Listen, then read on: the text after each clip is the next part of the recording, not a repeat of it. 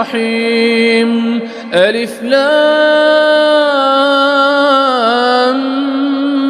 ميم را تلك آيات الكتاب والذي أنزل إليك من ربك الحق ولكن أكثر الناس لا يؤمنون.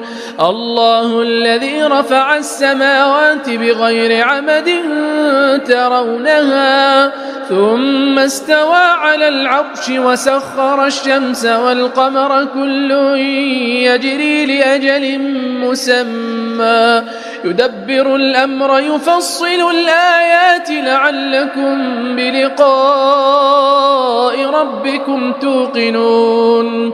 وهو الذي مد الأرض وجعل فيها رواسي وأنهارا ومن كل الثمرات جعل